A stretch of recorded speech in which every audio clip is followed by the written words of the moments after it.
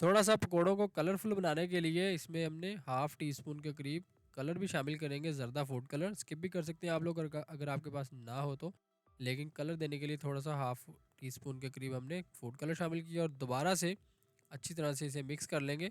एक smooth plane हमारा texture जो है वो तैयार होना चाहिए। कुटिंग जो है हमारी पालक पकौड़ों की वो इस तरह से बिल्कुल स्मूथ होनी चाहिए। जिस तरह से हम केक वगैरह बनाते हैं तो हमारा जो टेक्सचर होता है केक का बिल्कुल स्मूथ प्लेन होता है, उसी तरह से बगैर गुठली बने हुए बेसन की स्मूथ और पेस्ट जो है ना बिल्कुल टेक्सचर हमारा स्मूथ प्लेन होना चाहिए।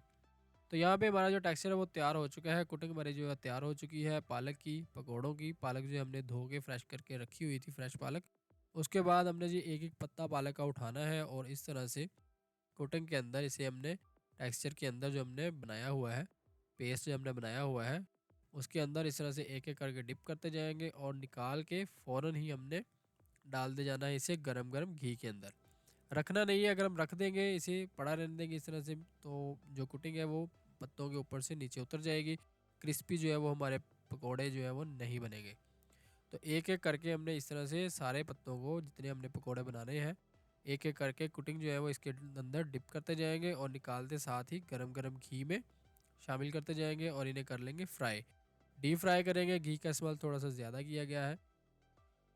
तो घी हमने पैन के अंदर गर्म कर लिया था, साथ ही हमने एक एक पत्ता लेना है और इसे कोटिंग के अंदर डिप करते जाना है और निकाल के फ्राई करते जाना है। तो ये सिंपल सा एक तरीका है पालक के पकौड़े बनाने का। जल्दी से फटाफट से इस तरह से तैयार हो सकते हैं पालक के पकौड़े और बहुत ही क्रंची क्रिस्पी तैयार होते हैं। ये आप बना लें एक दफ़ा पालक के पकौड़े, आप बाकी पकौड़ों की रेसिपीज़ को भूल जाएंगे, आप लेज़ चिप्स वगैरह को भूल जाएंगे, इतने क्रिस्पी और क्रंची तैयार होते हैं। तो यहाँ पे हमने तीनों पत्तों को अच्छी तरीके से कोट करके पालक के अंदर टेक्सचर के अंदर और इन्हें हमने फ्राई कर लेना है एक एक करके।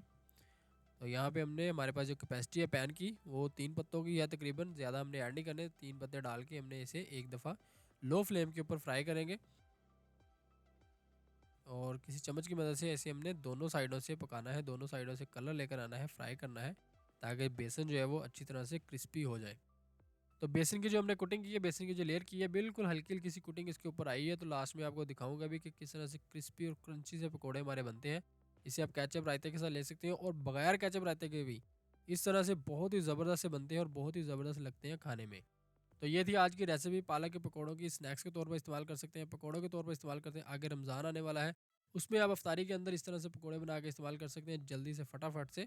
आई होप आप लोगों को आज की रेसिपी पसंद आई होगी। रेसिपी अच्छी लगे तो लाइक कर दें वीडियो को और शेयर कर दीजिएगा। चैनल पे नए हैं तो चैनल को सब्सक्राइब कर लीजिएगा। मिलते हैं अपने किसी नेक्स्ट वीडियो में किसी नेक्स्ट रेसिपी के साथ। तब तक के लिए अपना बहुत सारा ख्याल रखिएगा। अल्लाह हाफिज़।